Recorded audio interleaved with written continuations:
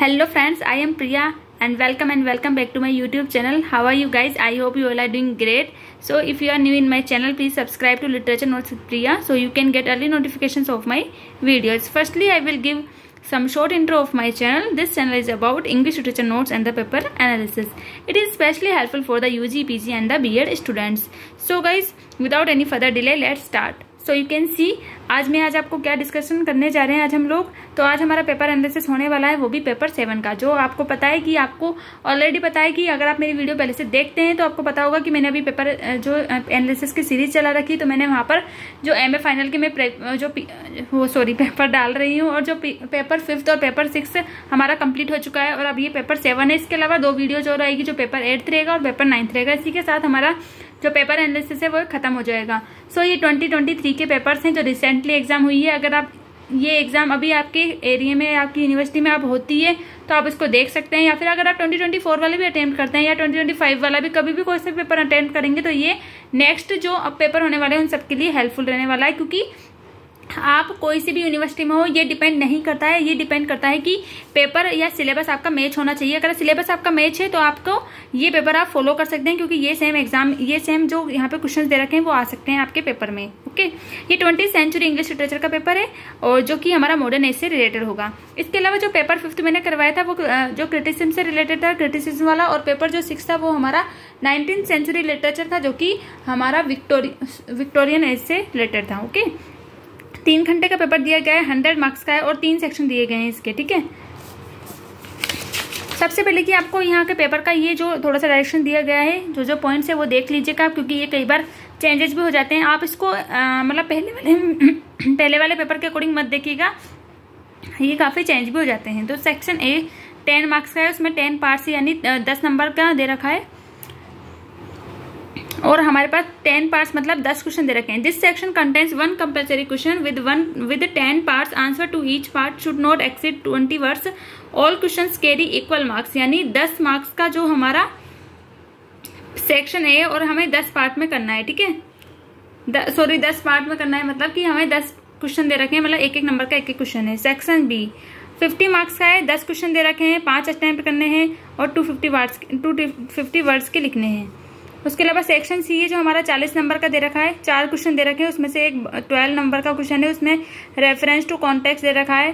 ठीक है, और उसके अलावा जो हमारे पास 3 क्वेश्चन और है उनमें से हमें एक अटेम्प्ट करना है, यानी रेफरेंस टू कॉन्टेक्स्ट 12 नंबर का क्वेश्चन 20 मार्क्स का है। और जो अलावा जो इसके 3 क्वेश्चन दे रखे हैं हमें, वो उनमें से एक क्वेश्चन अटेम्प्ट करना है 500 वर्ड्स का। तो अभी आपको समझ में नहीं आएगा, नेक्स्ट जब हम चलेंगे सेक्शन C की ओर तब आपको समझ में आ जाएगा। उसके अलावा जो सेक्शन A इसमें हमें 10 क्वेश्चन यहाँ दे रखे हैं। ठीक है, अगर आपको ज़्यादा भी दे रखे हो तब भी आपको 10 ही अटेम्प्ट करने हैं, पर जो आपको बेस्ट वे में आता हो वो आप अटेम्प्ट कर सकते हैं। सो यू कैन सी, इनमें से किसी में भी आपको डाउट हो तो कमेंट्स मुझे लिख देना कि सेक्शन A में मुझे ये वाले क्वेश्चन में थोड़ा डाउट है, तो मैं आपको इसको कमेंट्स में रिप्लाई दे दूंगी।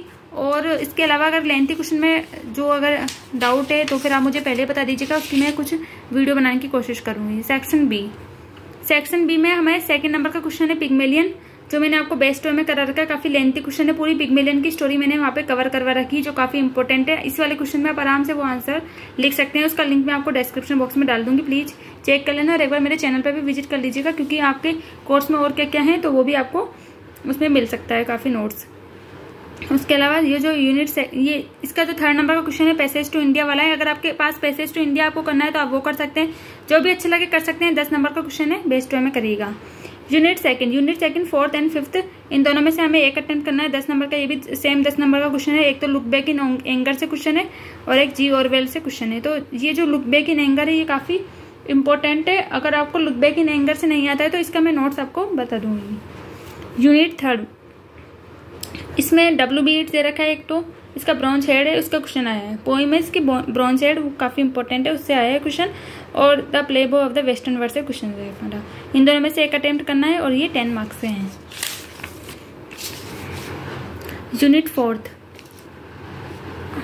WB का आया है, इसमें नॉन कन्वेंशनल एलिजी के बारे में आया है ना। और उसके अलावा द सन्स एंड लवर्स से हमारा क्वेश्चन है, इन दोनों में से आप एक अटेम्प्ट कर लेना। यूनिट 5 द वेस्टलैंड से क्वेश्चन है। द वेस्टलैंड मैंने बेस्ट वे में करवा रखा है। वेस्टलैंड के जो भी क्वेश्चन मैंने दे रखे हैं लॉन्ग वे में है और 20 मार्क्स के अकॉर्डिंग करवा रखे हैं मैंने द वेस्टलैंड के क्वेश्चन। तो अगर आपको वो आपके इसमें अगर सेक्शन सी में आता है 20 मार्क्स में तो भी आप अटेम्प्ट कर लेना। 10 नंबर में आता है तो आपको उसको शॉर्ट फॉर्म में लिख देना, और मैं इसका लिंक डिस्क्रिप्शन बॉक्स में डाल दूंगी, तो आप प्लीज़ चेक कर लीजिएगा उसको। और सेक्शन सी में हमारे यहाँ पे जो हमें दे रखा है वो है हमारी रेफरेंस टू कॉन्टेक्स्ट। तो इनमें से एनी 4 यानी जितने भी आपको 6-7 रेफरेंस टू कॉन्टेक्स्ट दे रखे हैं ना, उनमें से आपको 4 अटेम्प्ट करनी है। मतलब कि हमें यहाँ पे जो सेक्शन सी है वो हमारा 40 नंबर का है, तो हमें ये एनी 4 अटेम्प्ट करनी है। यानी जो ईच जो रेफरेंस टू कॉन्टेक्स्ट तो कॉन्टेक्स्ट वो 5 मार्क्स की रहने वाली है। इनमें से आपको जो भी अच्छी लगे, आपको जो भी बेस्ट वे में आती है तो आप वो कर सकते हैं। शायद यहाँ 5, 6, 7 दे रखी है, तो आप उनमें से जो 4 अच्छे से कर सकते हैं, इनमें से 4।